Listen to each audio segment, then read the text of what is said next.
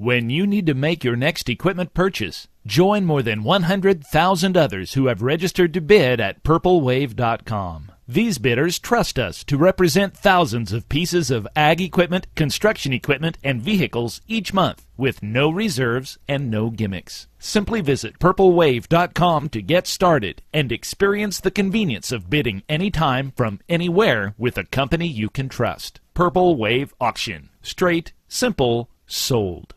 Well, we are in Manhattan at the Kansas Farm Bureau annual meeting, talking now with Debbie Lyons-Blythe, who is a rancher and an ag advocate, and that's kind of what you speak for and have spent a lot of time off the ranch advocating. Why is it so important to do that? Oh gosh, so advocating is so important because we need to answer those questions that consumers are having.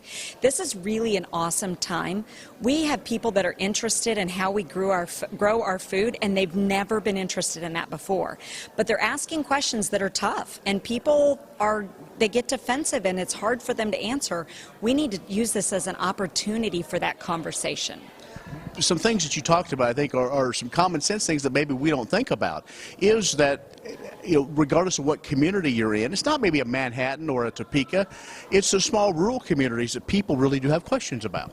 Oh, definitely. Well, even the people in those small rural communities don't necessarily know what's going on the farm. So I live in a town or outside of a town of about 400, and I will tell you that each graduating class has a handful, maybe 3 or 4 kids that are actually from a farm. So the rest of those kids all live around farm country and have no idea what goes on the farm. So we've got to take time and just explain to them what we're doing. I think that makes people a lot more comfortable purchasing the food in the grocery store if they know that it's people like us that raise it. And you have kind of a unique situation. Your spouse, he works off the farm. You're there on the ranch and a true working rancher. It's not, well, I'm there and I have my time to do things. I mean, you have to really be a good time manager to get everything taken care of as well as do social media. Yeah, that's probably true. But you know what? I do social media on the tractor. I do an awful lot of Twitter and Instagram and Facebook from the tractor, and I take pictures on my cell phone to use on my blog, and I even have the blogging app on my cell phone, so I could blog directly from being out. And I think that's part of the key, is that you have to just kind of incorporate it into your day. You have to incorporate it into what you do all the time so that you can, it's not a set-aside job.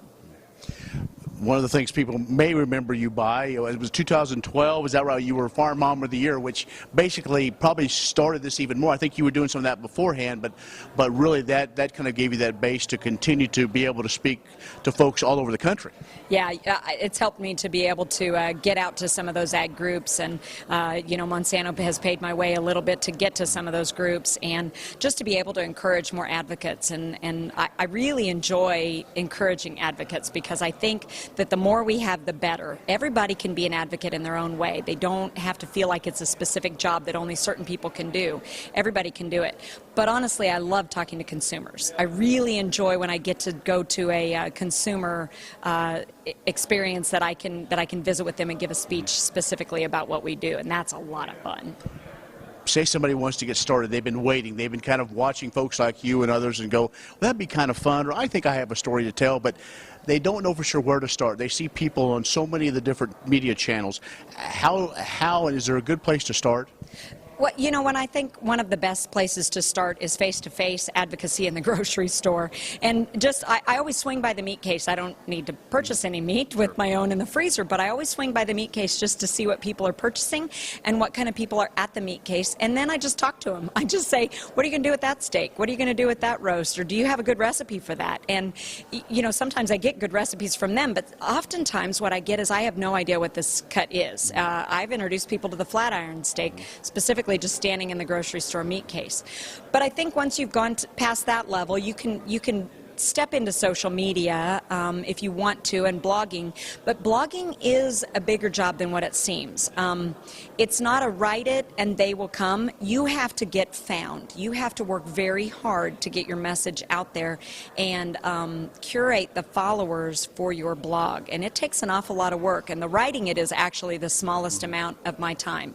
So I'll take 20 minutes and write a blog post, and I'll take 2 hours and promote it. Well, speaking of that, let's get promoted more, because even if we have a vast audience on agview.net, but maybe if they kind of repost or spread that audience, so how can they follow you and find you? Okay, so my blog is kidscowsandgrass.com.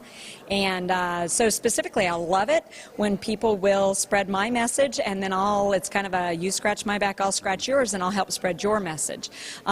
I don't really write for ag people, but I really appreciate it when we can help each other out. And I think that's a big part of advocacy, because if I'm talking to somebody specifically, they don't always want to hear what I have to say. You know, really, that's in the conversation, they want to know that there's more people that are willing to have that conversation. So I'm all about spreading the message of what other people are saying as well, as long as it's in line, and I think it often is. Debbie, thanks a lot. Yes, thank you. Debbie Lyons-Blythe from White City, Kansas has joined us in Manhattan at the Kansas Farm Bureau meeting for AgView. I'm Ken Rogers.